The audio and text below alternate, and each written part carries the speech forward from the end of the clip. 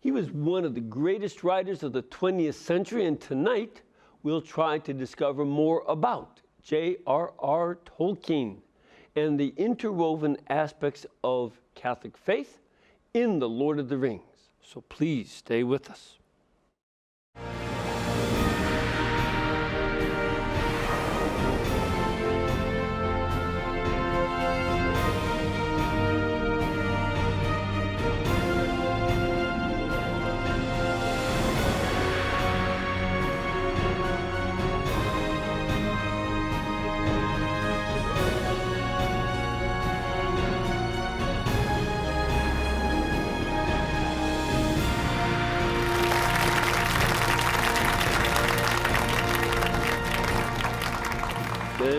Thank you very much and welcome. I'm Father Mitch Pacwa and welcome to EWTN Live, where we bring you guests from all over the world.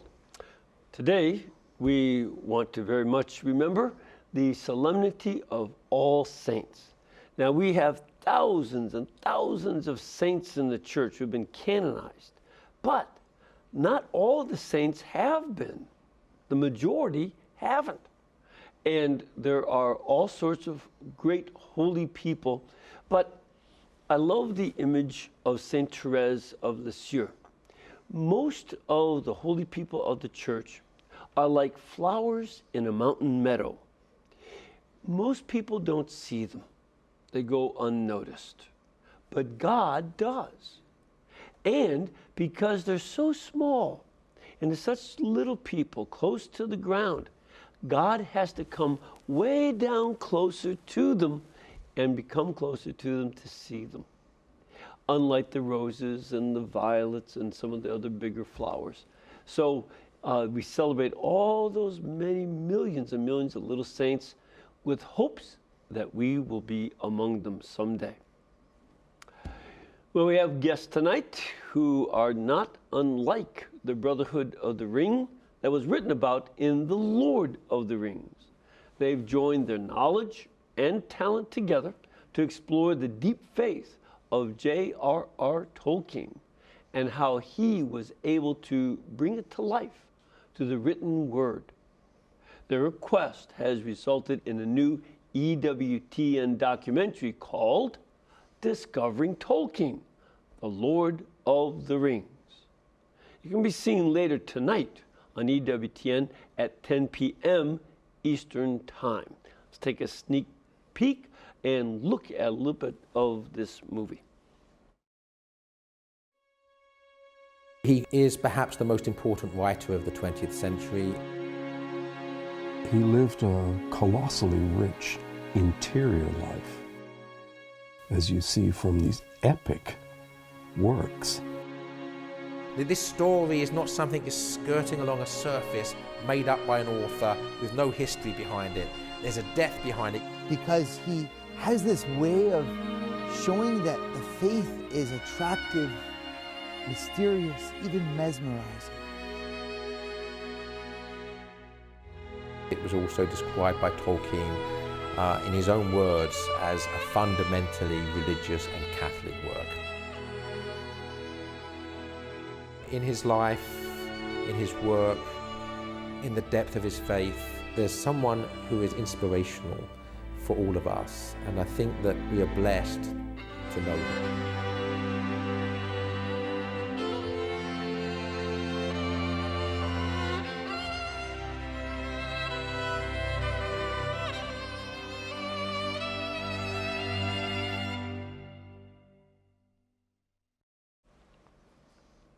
All right, that looks wonderful. And I'm looking forward to seeing that.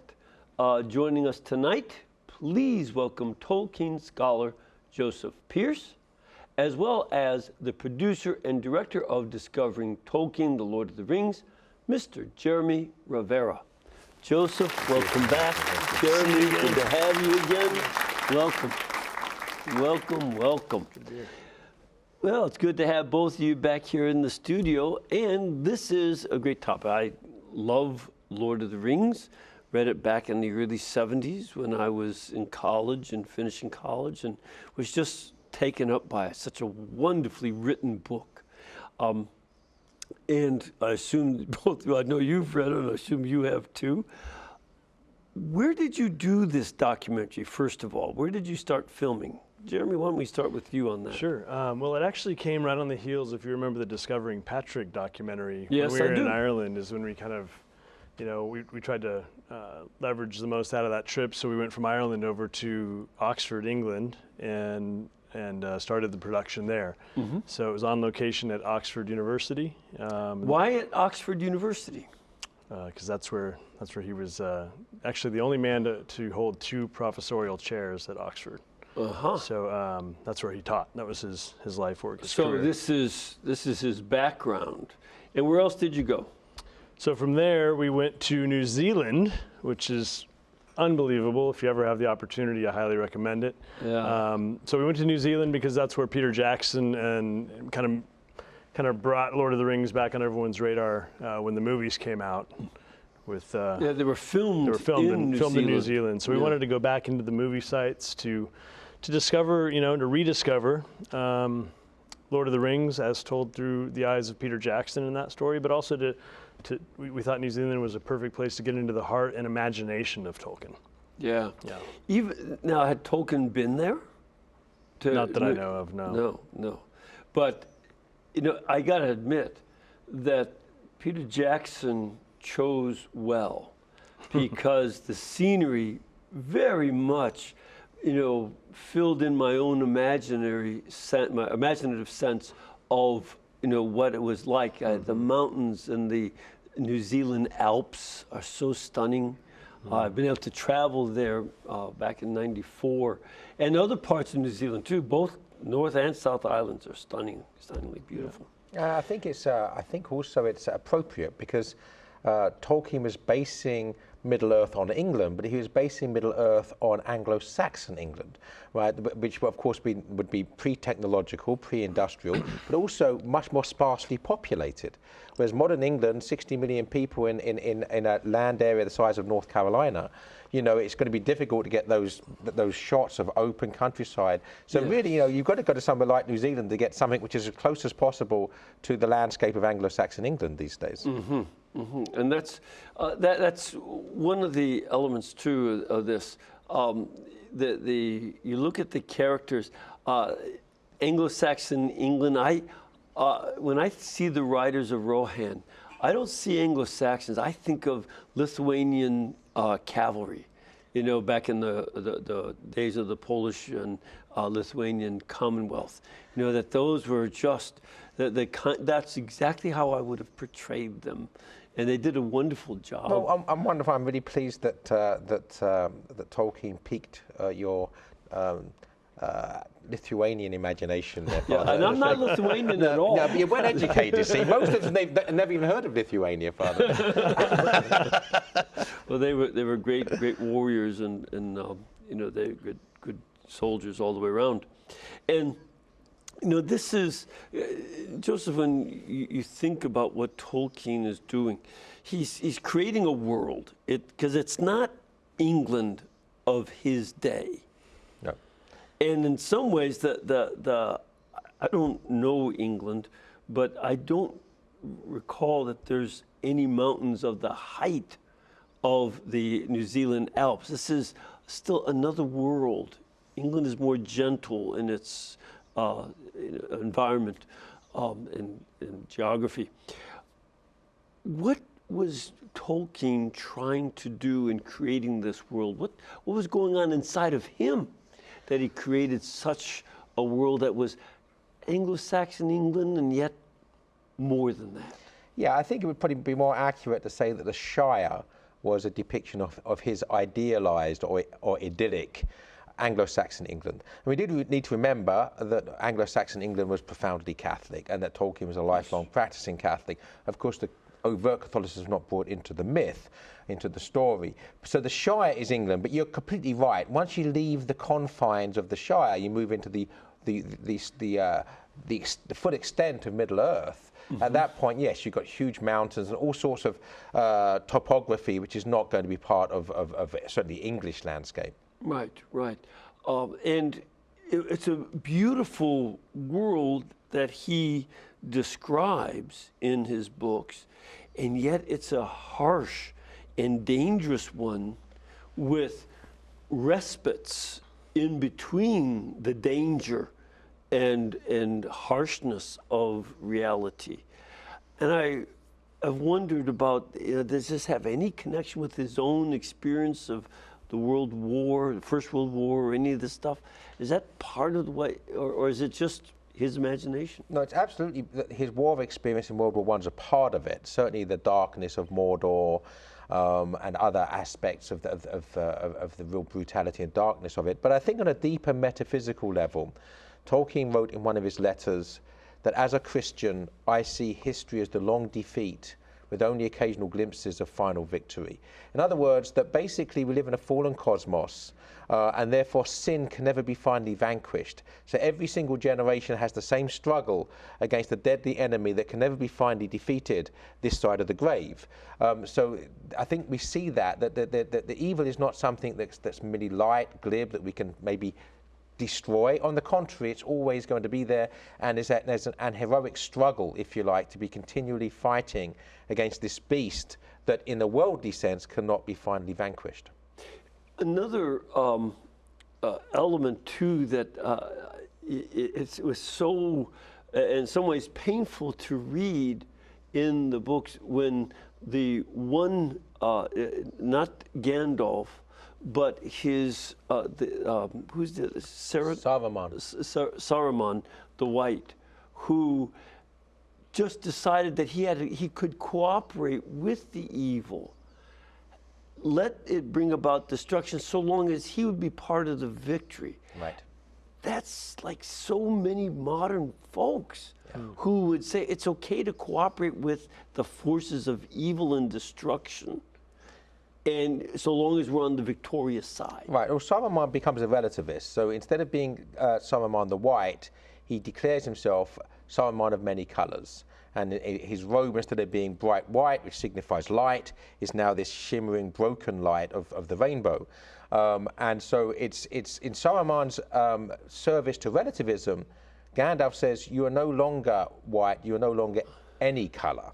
In other words, that when you break up the white light of goodness and start serving relativism, you actually end up serving darkness. Yes. And I don't recall that conversation was in the movies. No, I don't think it was. I don't think so. I It's think in the that was book, just a little bit too pointed. Yes, indeed. For Peter Jackson to include, in our world itself.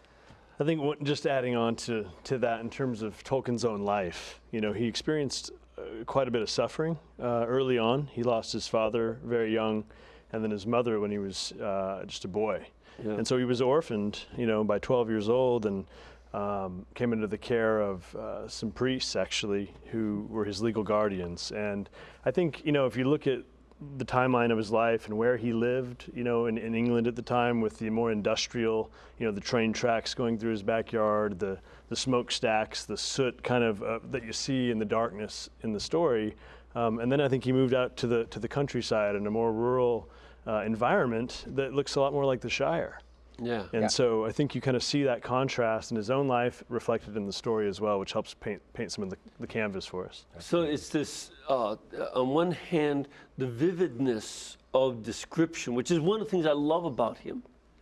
He knows how to use the English language to describe these scenes so that Peter Jackson could see them in New Zealand. I could see them in my mind, and we could connect because it was so well and artfully described, but it's coming from his own experience too. If you ever go to the North Island, you can tour Hobbiton because now it's an official tour. They've kept it just like it was. In the North Island of New Zealand. New Zealand, okay. And they even have the Green Dragon pub there where you can go and they'll give you a pint of beer after you finish the tour. It's pretty cool. Okay. I had 2 or 3.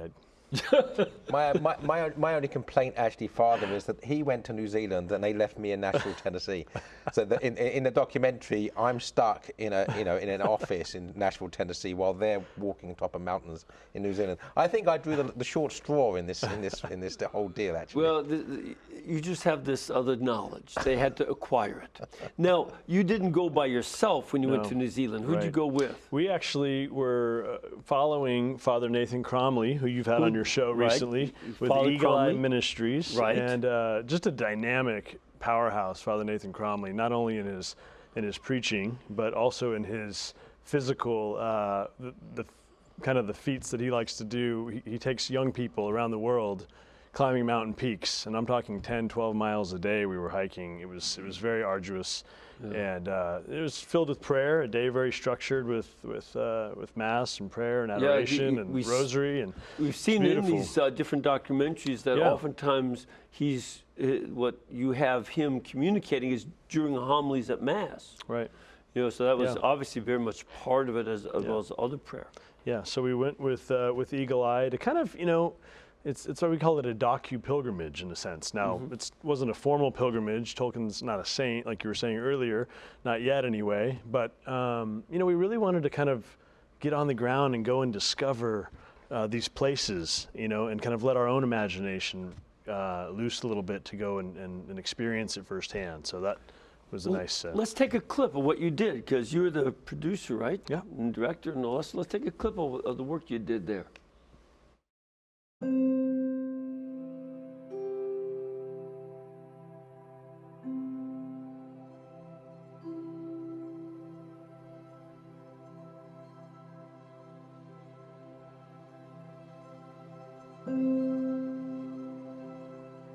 We're following into the footsteps of the imagination of Tolkien, trying to understand his spirit, because he has this way of showing that the faith is attractive, mysterious, even mesmerizing.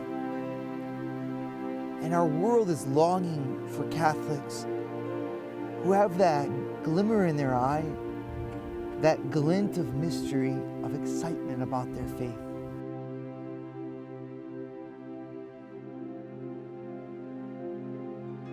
What am I doing to speak to a world that needs Jesus so badly? How do I capture its heart? Tolkien gives us a way. People have come to this island from all over the world because they've been captivated by the message of J.R.R. Tolkien. But J.R.R. Tolkien understood that his story was imbued with a sense of the gospel of Jesus Christ. I mean, think about how many atheists, how many agnostics, how many non-believers are mesmerized by his tale, who read it, understood it, have been spoken to it, and inspired by it. Countless. Why? Because Tolkien was in love with something that every heart longs for. A mystery that is true. I think that for a lot of us, we're bored in our faith because we've allowed its presentation to lose the sense of mysterious wonder that Jesus Christ himself endowed it with. I want you to fall in love with the romance of Catholicism. That's why we're having Mass in an open field. That's why we stand on mountain peaks. That's why we push ourselves to these places that we'll never be again, because Catholicism is a wild ride of an adventure. It means following a man God to the cross to find life in death. Fall in love with the mystery and be embraced by truth. Don't allow your faith to be a boring set of propositions to agree with or disagree with. That's not faith.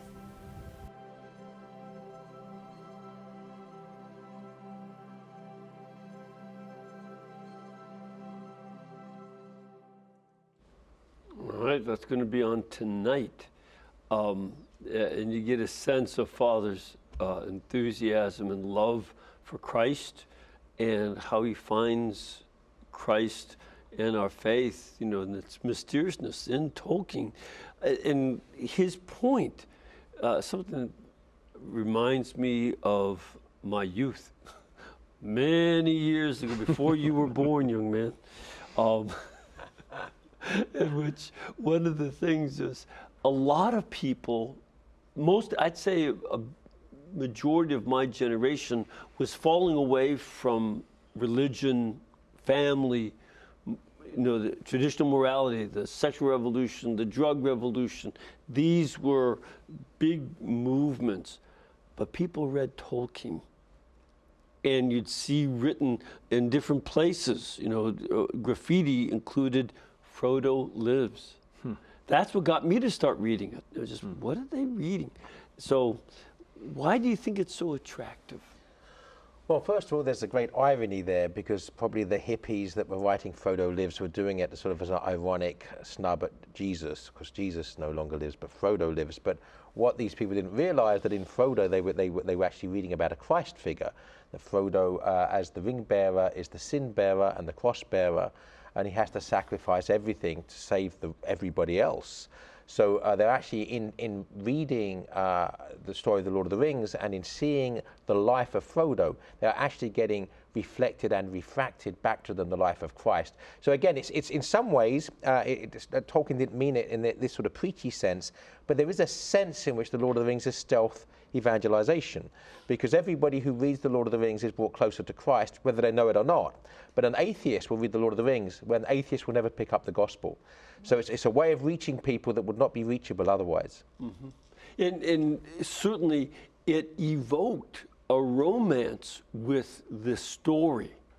That was, you know, people just fell in love with it in a way that they did not, that they rejected the gospel that they heard growing up.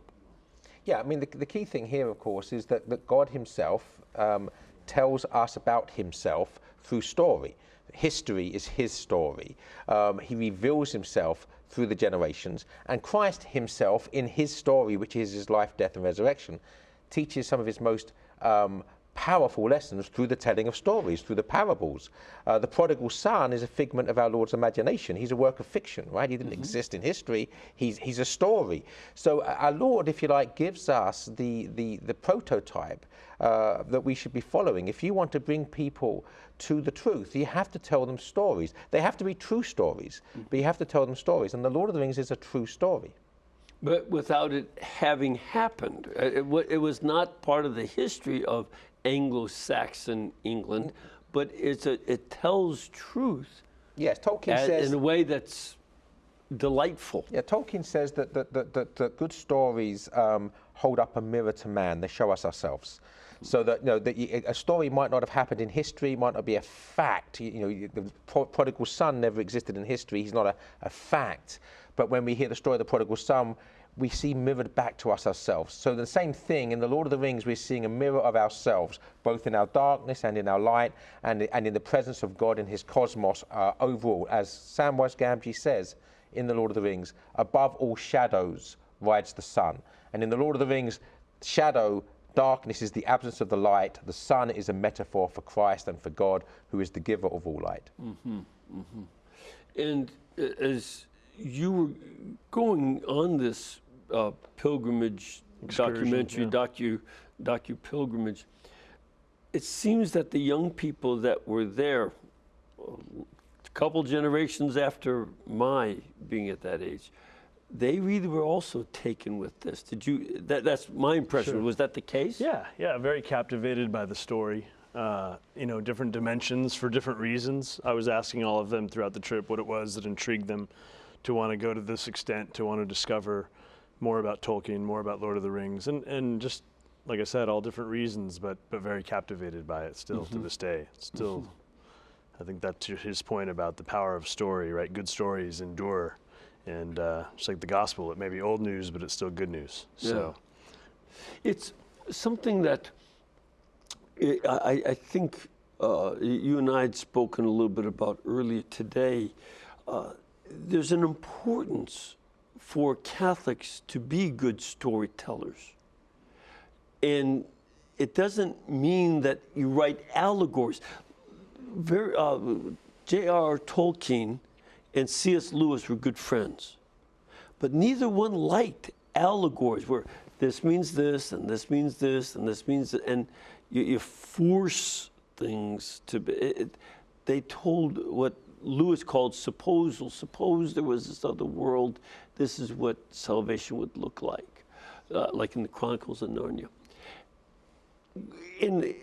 Also, a friend of mine was an English professor of literature in the movies, and he didn't plan it, but most of the novels that were made into movies were written by Catholics.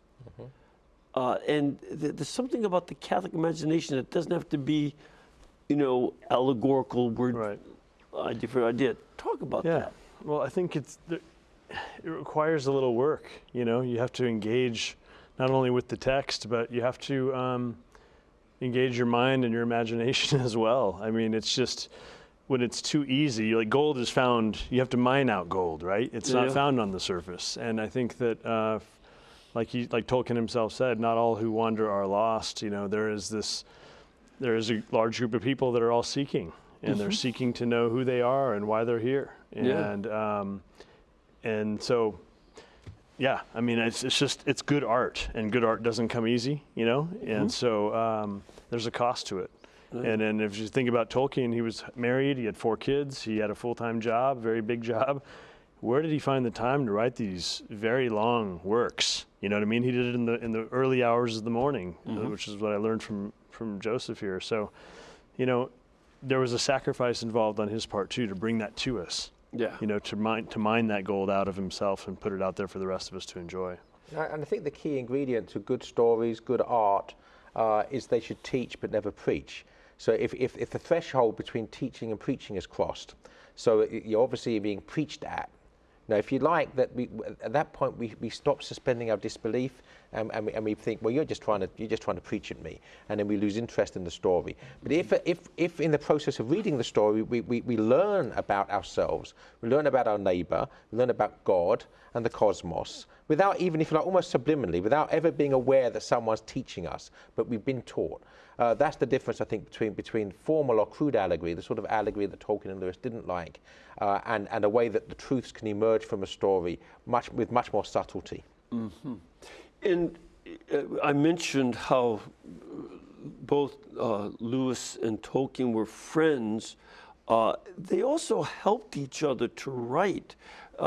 They had a group called the Inklings. Tell us about that. Yeah, the Inklings were a group that met twice a week. Once a week in Lewis's rooms in Magdalen Cottage in Oxford, and then the other once a week in the Eagle and Child Public House, which they called the Bird and Baby.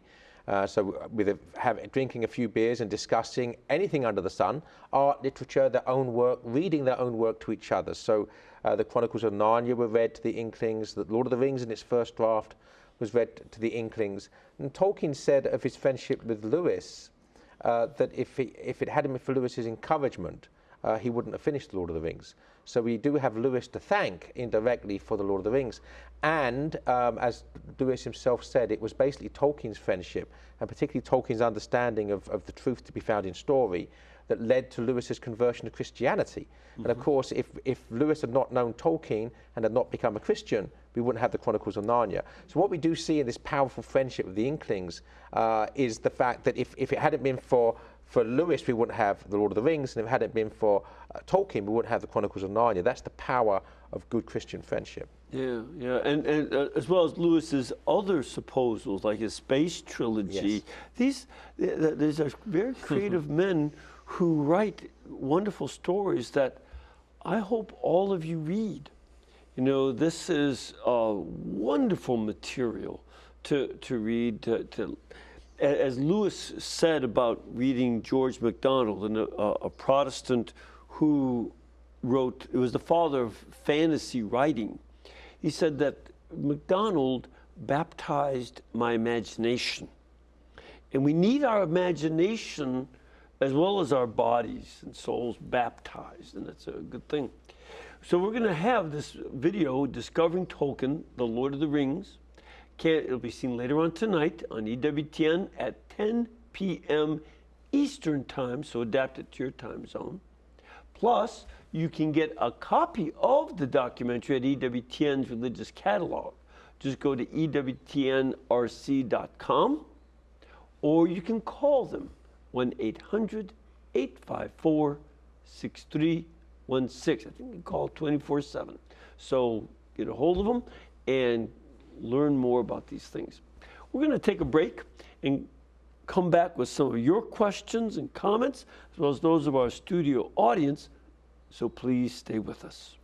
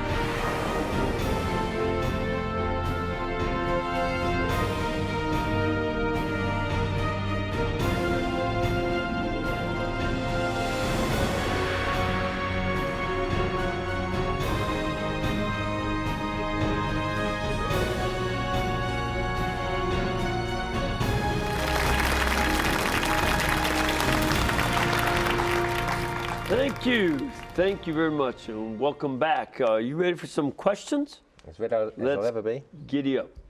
Let's start off with Isaac. Isaac, where are you calling from? I'm calling from near Seattle, Washington. Wonderful. Now talk about pretty mountains too. That's a lovely area. So what's your question, Isaac? Well, as a current student of Professor Pearce in the works of Tolkien and Lewis, I really appreciate the understanding of the works as Tolkien himself explained. They are fundamentally religious and Catholic work. And but I have a friend who's Catholic, and he posits two criticisms for not reading Tolkien's works. One is that, especially The Lord of the Rings, it's an especially dark work. And second criticism was that Christians shouldn't be reading about mythical or alternative realities.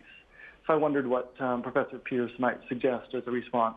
Oh, very interesting questions, Isaac.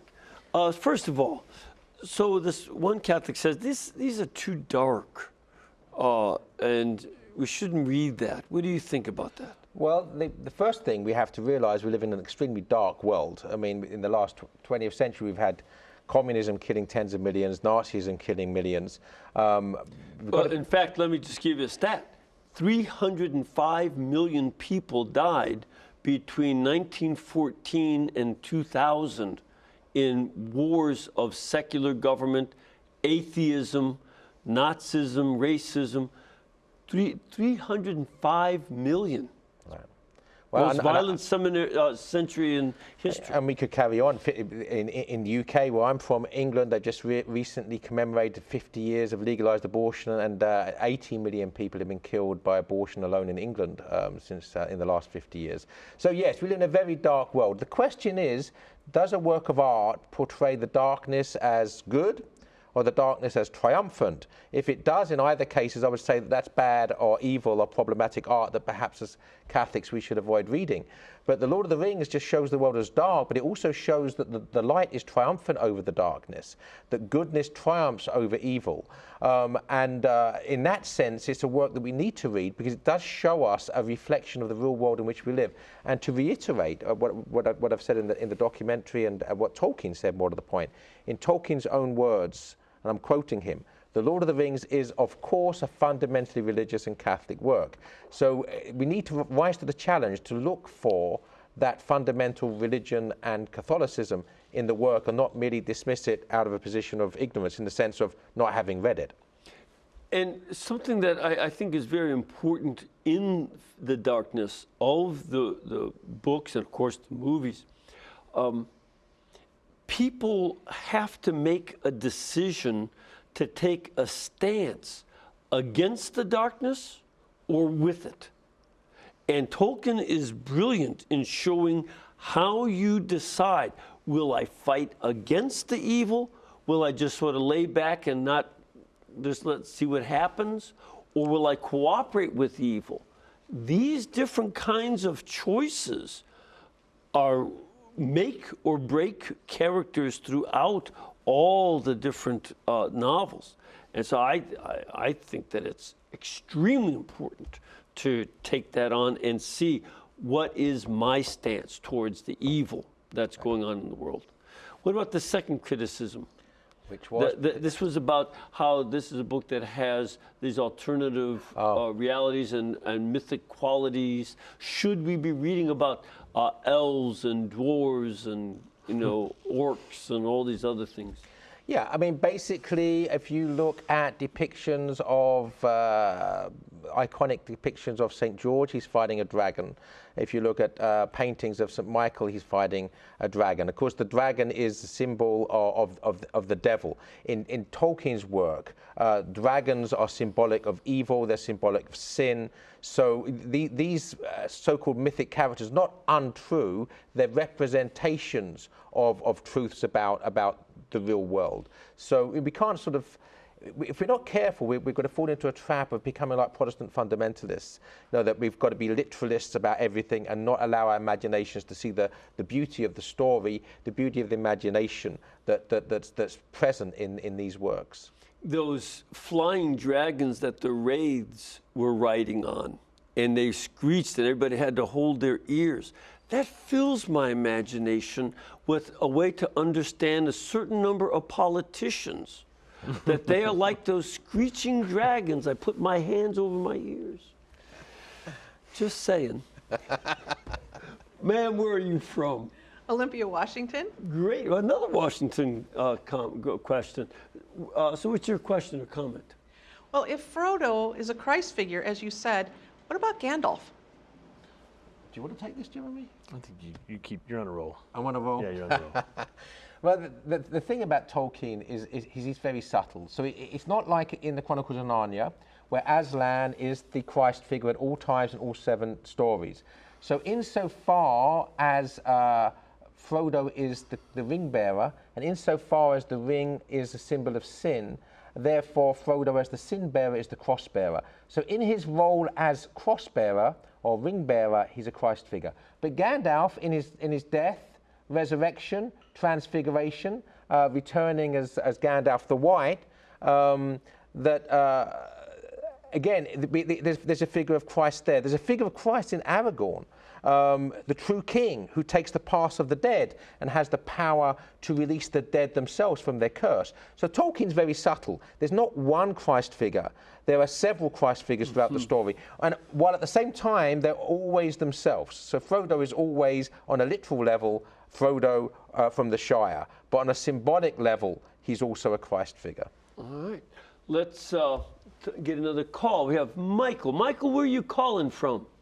I am calling from Crowley, Louisiana, the southern part of Louisiana, the sportsman's paradise, where the state bird is the mosquito, dang near. Well, you may want to hunt the state bird, but you've got some other birds over there that are a little more tasty. The ducks and the geese and even the crawfish. You like to do that, red pepper and everything. Yes, sir. Now, see, that's occasion. They know how to cook. Yeah. So what is your question? Well, sir, in seeing Tolkien and reading it, I've seen the movie 25 times to see the revelatory aspect of Tolkien. I studied the Druids, and the aspect that where Tolkien leaves you is the ring is an aspect of, like, if you found a Jehovah's ring, and what did you use it for? Hitler wanted to find the Ark, remember? They found the Ark in 1988 under Golgotha.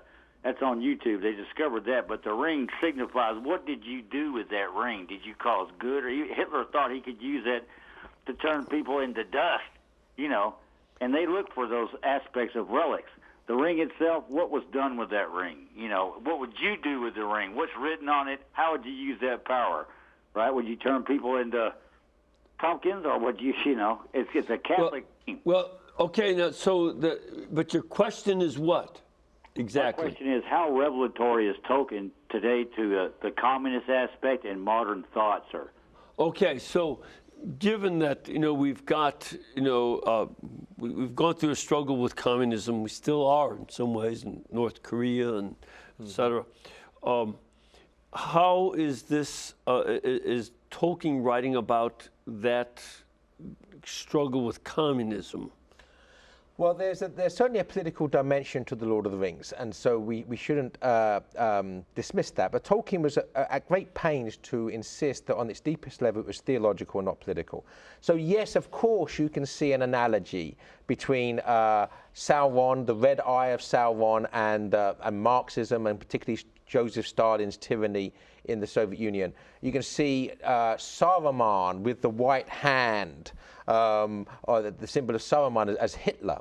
The two evils, if you like, in league. You can see the Shire as England. So you could, of course, the book was written during World War II, right? So and just after. So of course all that's there as a backdrop. But Tolkien, I think, was at pains to point out that the work should not be read as a political allegory primarily. Right, that he's dealing with a world in which political forces of the left, whether it was National Socialism, the Nazis, or communism, were trying to destroy faith, church, Jews, Christians. It was this totalitarian evil that was either Nazi or communist. And in some ways that would inform his imagination, but it's not an allegory for them. Not an allegory for them, and as he said, it's fundamentally religious and Catholic. So on the deepest level, it's about things such as sin, the choices you mentioned between good and evil, how we respond to the temptation to evil, how do we respond to having power. So it really works on an issue of morality, ethics, so philosophy and theology, much more than politics. Yeah, and I've oftentimes thought that, as Pope Pius XI wrote an encyclical against Marxist theory and against communism and its totalitarian evils, and then later the same year, also Mit brennender Sorge, writing against Nazism, that the church had enemies, that we should be proud that they were our enemies and not our friends. And that's what you see there. Evil is an enemy trying to destroy good people. Sir, where are you from? From Virginia, Shenandoah Valley. Beautiful area. Gone canoeing up there. It's just gorgeous. What is your question? I either read or saw in a documentary on Tolkien that as Tolkien finished the books, The Hobbit, and then the Fellowship of the Rings and so on, he would send them to his son who was in the war. And I sort of took away from that he was writing them for his son, but I'm not sure, and I was wondering if you can comment on that. Sure. Do you know anything about that? Yes. The Hobbit was written in 1937, or published in 1937, so it was written before the war, World War II. But it was written for his children. He actually wrote that specifically as a children's story for his children. The Lord of the Rings was originally begun as a follow-up, as a sequel to The Lord of the Rings, so it was meant to be another children's story. But The Lord of the Rings sort of grew out of control, grew into what it became. And by this stage, Tolkien knew that he wasn't writing it for publication, because he didn't think anybody would publish a book of this sort. So he was basically writing it for his friends, such as C.S. Lewis and those meetings of the Inklings we talked about, but also for his family. And certainly Christopher Tolkien, who was fighting in the RAF, the Royal Air Force, for the British in World War II. Tolkien did send him regular letters, regular updates on the story, and the manuscript of the story. So he was, in one sense, writing it for him. And I think that was a very important element of, helping out soldiers, in this case his own son. But C.S. Lewis used to do radio broadcasts for the troops about faith. A good deal of Mere Christianity was based on those radio talks, and The Four Loves was based on radio talks. There was an attempt to encourage soldiers who were undergoing horrendous difficulties against enemies that were vicious. So that was certainly an encouragement to deal with a story about vicious enemies. Exactly. Obviously, it was pertinent to the time, and of course, Tolkien and Lewis went through World War I, which was, if anything, was even more horrific than World War II, certainly in terms of numbers of casualties and the horrors on the ground. And Tolkien referred to the Battle of the Somme, in which he fought, as the animal horror of the Somme. And it's really difficult for us to imagine the horror of trench warfare, and men such as Tolkien and Lewis lived through it. Yeah. Let's also take another call. We have Elizabeth. Where are you calling from, Elizabeth? Hi, Father Mitch. I'm from Buffalo, New York. Great. And your question? Well, it's for Mr. Joseph Pearce, and my question is, how is the magic that Gandalf uses in The Lord of the Rings different from the magic that Harry Potter uses in his books? I'm not a fan of Harry Potter, but I've been asked the question several times. Okay, that's a very interesting question. I never thought of that. What you got? Well, first of all, I'd have to refer to some of my own books. In Frodo's Journey, I spent a whole chapter on the use of magic in The Lord of the Rings. Frodo's Journey is the name of one of your books. Yeah, Frodo's Journey, Discovering the Hidden Meaning of The Lord of the Rings. Okay. But basically, Gandalf's magic is actually supernatural power. Gandalf is an angelic being. So the power that Gandalf has in the Lord of the Rings is angelic. So the power that Saruman has is demonic. So and that's an important thing there, to see that Gandalf. And by the way, is his name derived from Castel Gandolfo? I like to think so. Yeah, which is I mean, there is a part towards the end of the book in The Return of the King where Gandalf basically, Frodo, the Christ figure, gives Gandalf, the Pope figure, the crown, and it's Gandalf that then crowns Aragorn. So that's certainly reminiscent of the crowning of Charlemagne by the Pope, the first Holy Roman Emperor. So there is a papal connection with Gandalf. So I like to think. Yeah. And certainly I'm not aware of the word Gandalf anywhere in the English language other than in that context as Gandalf's castle, right, where the Pope's summer residence is. Yeah. Right. But Gandalf is more of an angelic. Saruman the wizard is a demonic figure, and that's very different than Harry Potter. Yeah, and other powers, other so-called magical powers. I mean, you're a hunter, so you'll understand this, Father.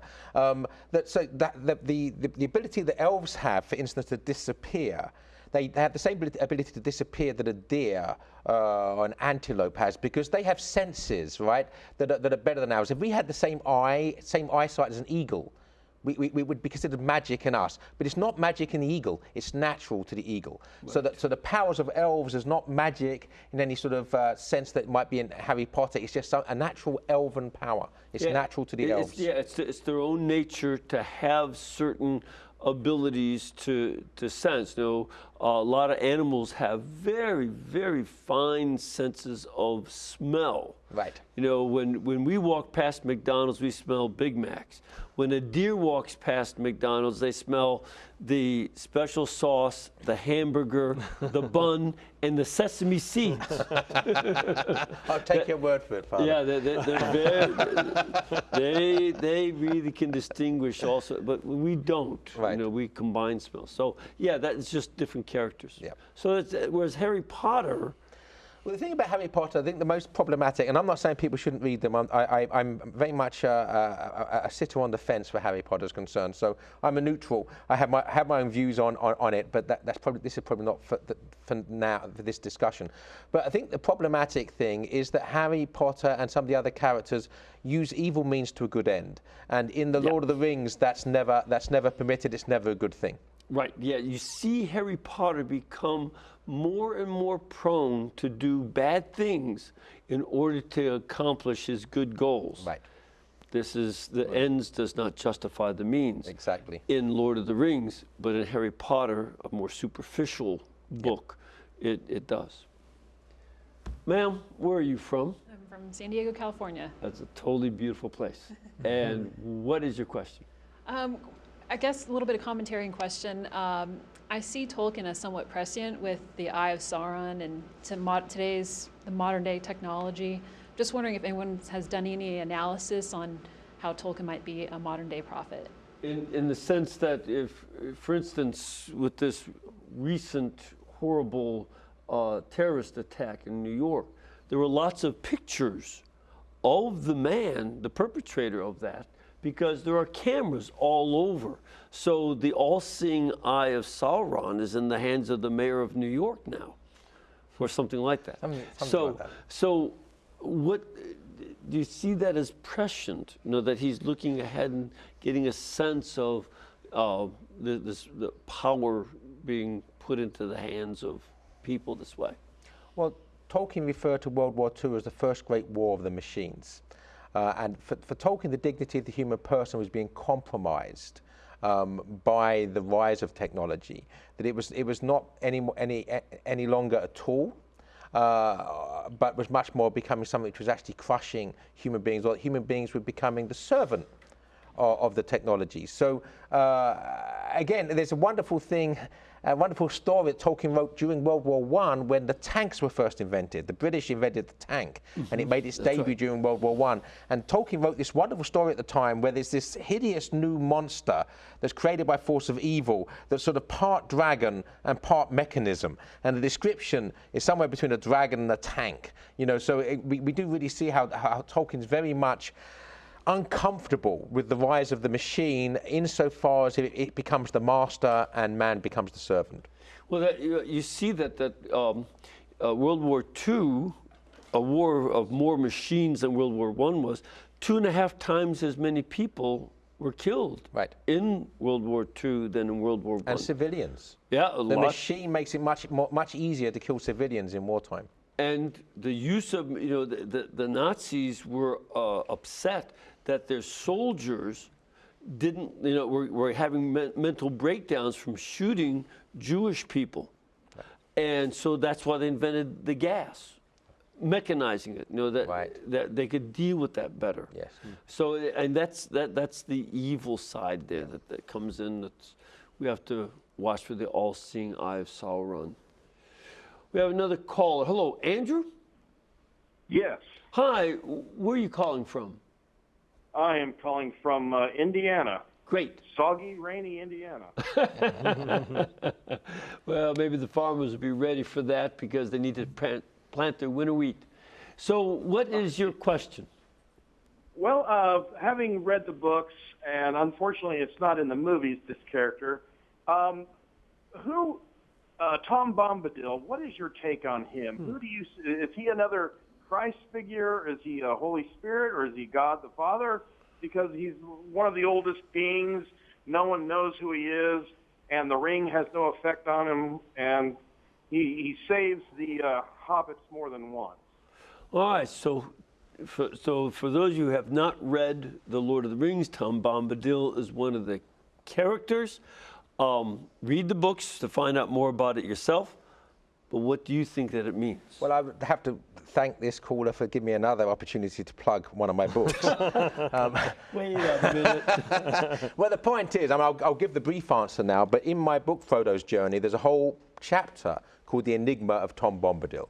So basically, if your caller wants to get to grips with it on a deeper level, he needs to get my book. But in a nutshell, Tom Bombadil is a figure of unfallen creation, unfallen nature, because he and his wife, Goldberry, are in charge of the garden. When they name animals, such as the ponies, the animals answer to those names thereafter forever. The power of the ring, which is symbolic of sin, has no power over Tom Bombadil whatsoever. When Frodo puts the ring on, he doesn't become, he disappears, but not to the eyes of Tom Bombadil, who can still see him. So sin has no power over Tom Bombadil at all. He is the eldest. He is the eldest, but he's not omnipotent, he's not omnipresent, he's not omniscient, he's not divine. So he's a figure basically of creation, which is beyond the reach of evil. So in that sense, it's again one of those supposals. Supposing there was Adam who did not fall, he would be like Tom Bombadil. Exactly. And in Perelandra by C.S. Lewis, there's an Eve that doesn't fall. Exactly. The same supposal, well, similar supposal. Yes. Yes. So that kind of supposition was good. Again, we want to encourage you to take a look at this documentary called Discovering Tolkien, The Lord of the Rings. This can be seen later tonight on EWTN at 10 p.m. Eastern Time, so adapt your own time zone. And you can get a copy of the documentary at EWTN's Religious Catalog. Online, it's EWTNRC.com. Or you can call 1-800-854-6316. And you, I hope, are beginning to get a sense of the depth these two gentlemen have helped to discover in these books for us and our faith, and that you keep on learning more as well as reading those books. Thank you much for being with us. Can I just mention the music? Oh, real yeah. quick? Just want to mention that the music they did in this is original. Yes. So they have their own original composition, and that makes it extra special. But we've run out of time, so may the Lord bless you all and keep you, the Father, the Son, and the Holy Spirit. And we can bring you this documentary and these guests only because the network is brought to you by you. So please keep us in between your gas bill, your electric bill, and your cable bill, and we will pay all of our bills too. Thank you, and God bless.